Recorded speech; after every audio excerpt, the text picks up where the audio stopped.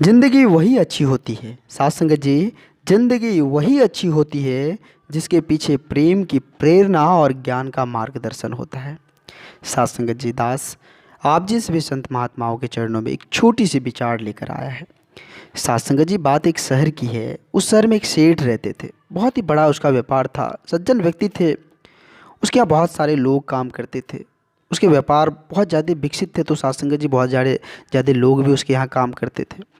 उसी में से एक सज्जन व्यक्ति साथ संगत जी सेठ जी का दायां हाथ था। बहुत सारे कारोबार जो है उसका जिम्मेदारी, बहुत सारे कामकाज की जिम्मेदारी उस व्यक्ति पर था। सेठ जी बहुत प्रसन्न रहते थे उनके कामकाज से, बहुत ज़्यादा खुश रहते थे उनके काम से। साथ संगत जी सेठ जी का भी काफ़ी आदर सम्मान करते थे वह व्यक्ति। साथ संगत जी एक दिन की बात है, सेठ जी घर पर थे और सेठ जी अपने रसोइये में जो बहुत सारे लोग थे जो काम कर रहे थे उनको बोले कि आज जो है हम घर पे हैं तो हमको कुछ अलग खाने का मन करता है। खाना जो है कुछ अलग कैटेगरी का बनना चाहिए। तो साथ संगत जी रसोइया जो है काफ़ी चाह के स्वादिष्ट तो सब दिन बनता ही था, लेकिन स्वादिष्ट में भी स्वादिष्ट बनाने की प्रयास में लग गए। उसमें हुआ क्या, साथ संगत जी थोड़ी गलती हो गई। खाना खाना बन के जो है तैयार होकर सेठ जी के टेबल पर आया। सभी आकर बैठ गए खाना खाने के लिए। वो सज्जन व्यक्ति भी सेठ जी के साथ खाना खाने के लिए बैठे। जैसे ही साथ संगत जी सेठ जी मुँह में खाना लिए, जरा सा चखे तो उसको बहुत ज़्यादा कड़वा लगा कि स्वादिष्ट बनाने के लिए बोले थे, ये क्या हो गया। सेठ जी जो है तुरंत थाल जो है साथ संगत जी वो सज्जन व्यक्ति की तरफ बढ़ा दिए कि आप ही खा लीजिए, हमको नहीं खानी। कड़वा तो था खाना। अब सेठ जी साथ संगत जी थाल तो बढ़ा दिए। वह व्यक्ति जो है उस खाने को बड़ा चाव से खाने लगे। धीरे धीरे वह व्यक्ति सारा खाना खा लिया। साथ संगत जी यह बात देखकर जो है सेठ जी काफ़ी आश्चर्यचकित हो गए कि इतनी कड़वी है और इतना चाव से तुम कैसे खा रहे हो।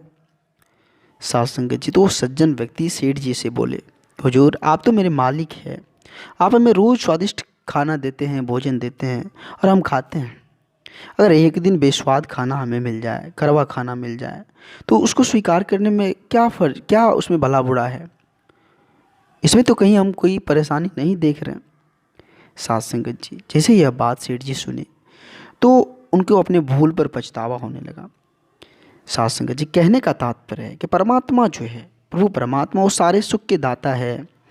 वे इतनी सुख संपदाएँ दी है, इतनी सारी सुख सुविधाएँ दी है, लेकिन साथ संगत जी हम छोटी छोटी परेशानियां आ जाती है सामने, मुसीबतें आ जाती है सामने, तो साथ संगत जी हम प्रभु परमात्मा को ही कोसने लग जाते हैं, उसी को उल्टा सीधा बोलने लग जाते हैं।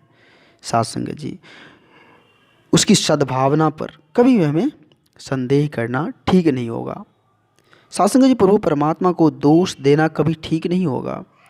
सबसे बड़ी बात समझने की ज़रूरत है कि साथ संगत जी जो कुछ भी हमें प्रभु परमात्मा ने दिया है, जो कुछ भी हमारे जीवन में मिला है, वो प्रभु निरंकार की दया से ही मिला है साथ संगत जी। और जो कुछ भी करता है, जो कुछ भी हो रहा है, परमात्मा अच्छे के लिए ही कर रहे हैं।